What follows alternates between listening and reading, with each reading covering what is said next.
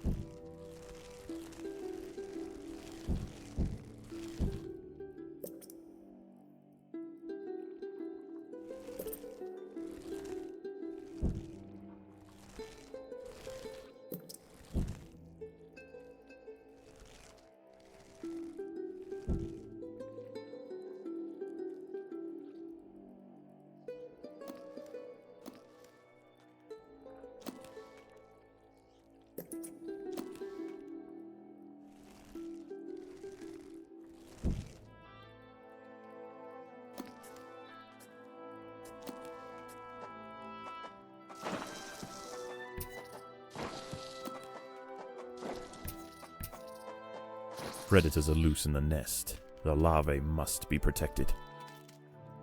The ants have uncovered a group of hungry checkered beetle larvae. The soft grubs may look defenseless, but they have big jaws and appetites to match.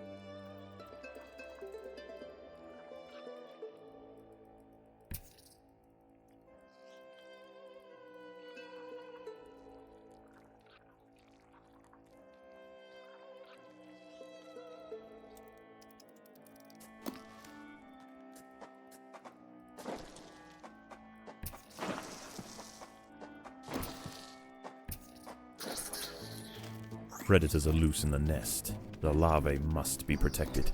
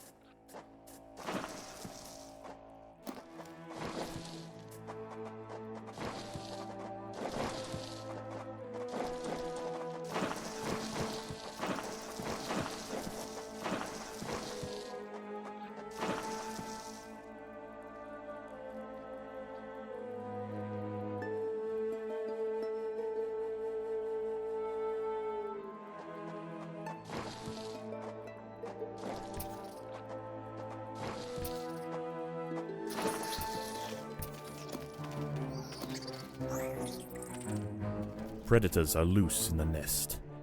The larvae must be protected.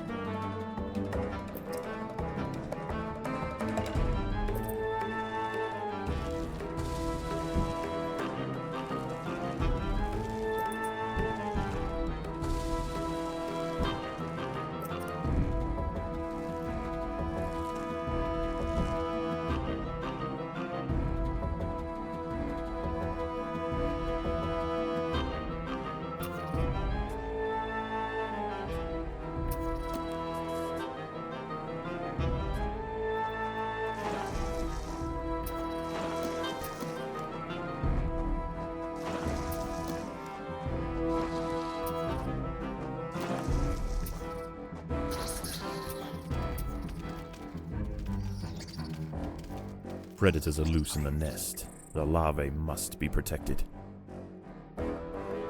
The colony is starving. There's not enough food to feed the new brood.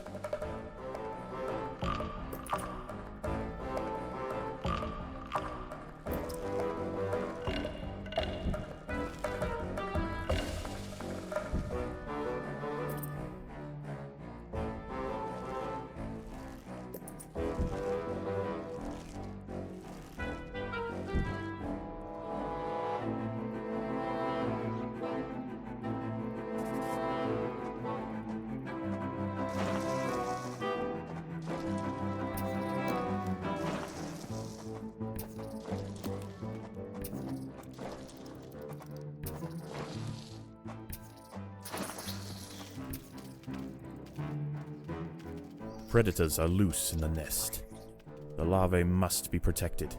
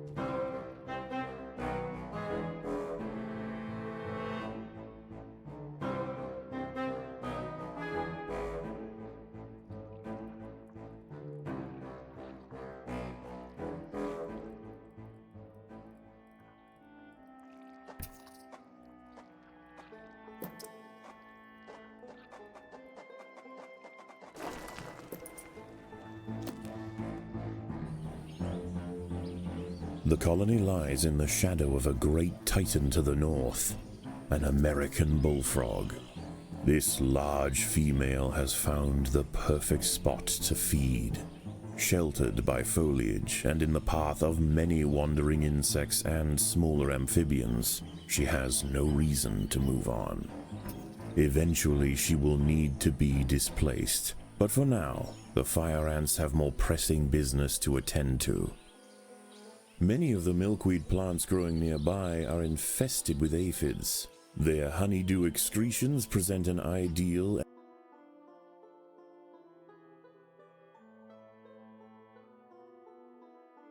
energy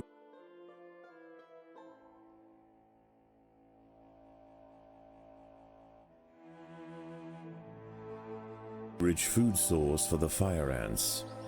Aphids far from the nest are vulnerable, however, and are sometimes relocated closer to home where they can be better protected from predators and thieves.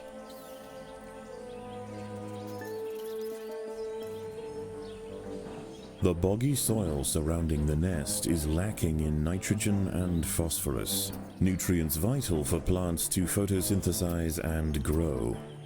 To survive in this environment, some have evolved to supplement their mineral diet by trapping and dissolving invertebrate prey.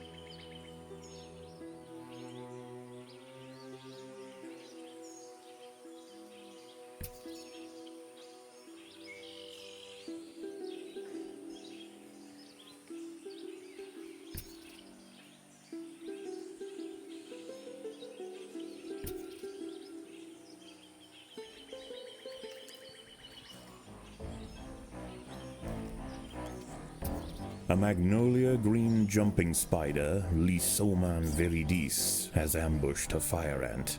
It prefers to hunt on foliage, where it is less likely to be spotted by predators and prey alike.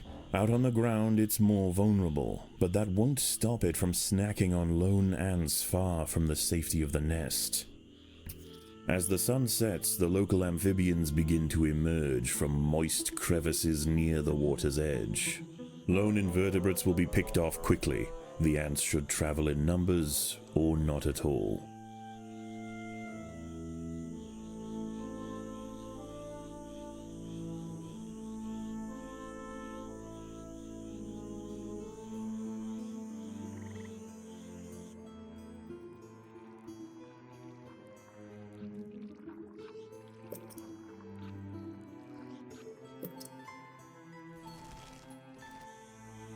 A bombardier beetle, Brachinus alternans, is hunting for insects outside the nest. It may seem unwise for it to wander so freely amongst the large amphibians that share the swamp at night, but they would do well to leave it alone. This beetle is a master of chemical warfare.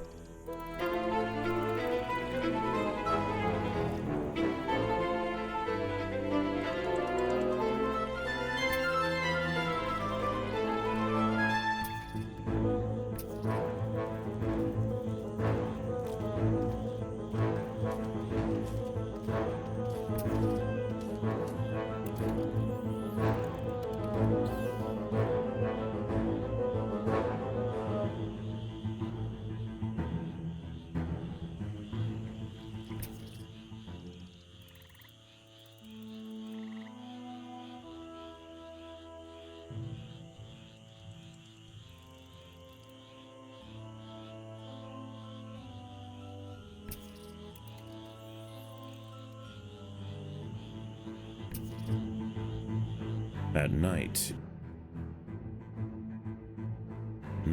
eastern narrow-mouthed toads patrol above ground looking for food. Ants make up 75% of their diet, so the small colony must stay alert. To make matters worse, they are excellent diggers. It's only a matter of time before one tunnels its way into the nest. The ants have clashed with a bombardier beetle. Feeling threatened, the beetle mixes a cocktail of chemicals that react together, boil, and explode from a valve at the base of its abdomen.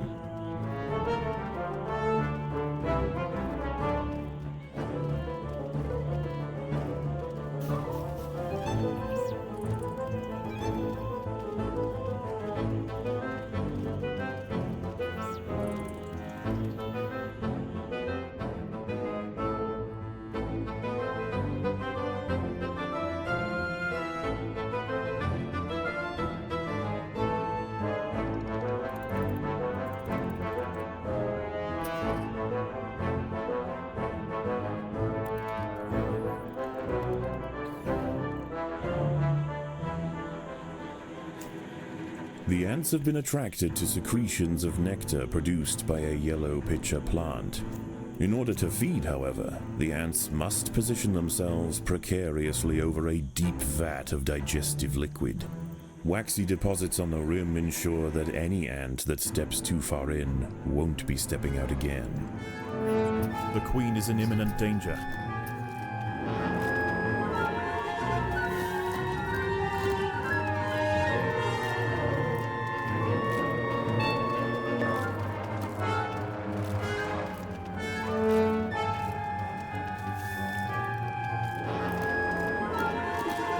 The colony is starving. There's not enough food to feed the new brood.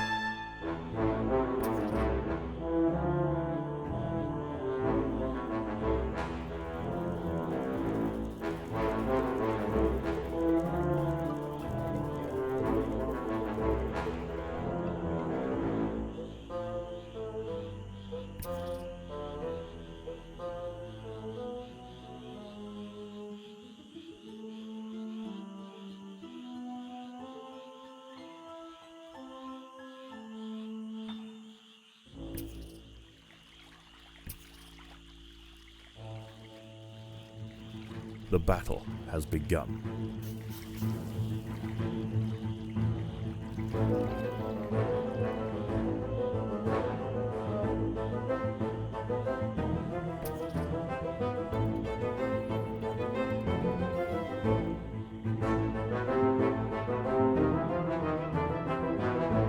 Dawn breaks, and the salamanders and toads retire to their damp alcoves to wait out the sun. Only the great bullfrog remains. She sits patiently on her throne, waiting for the next meal to wander by.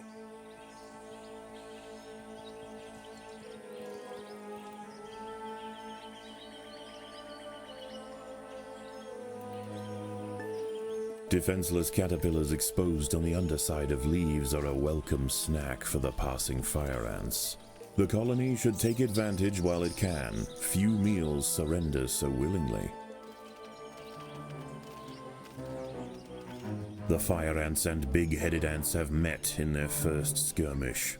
Sensing the new danger, the Morisi colony responds by awakening ancestral super soldier genes in selected brood, feeding them until their heads are engorged with muscle.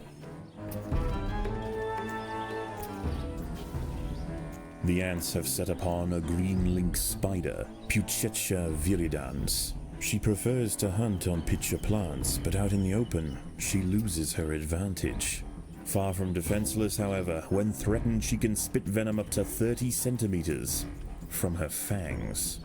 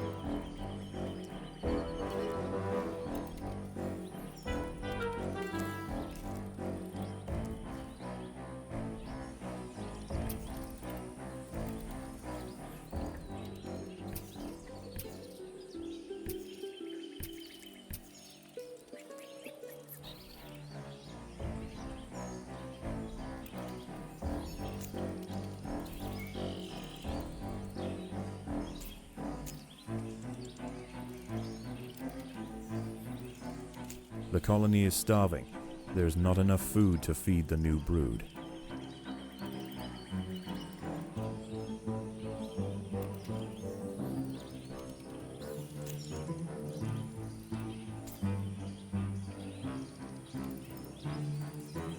An ant has fallen victim to a carnivorous plant.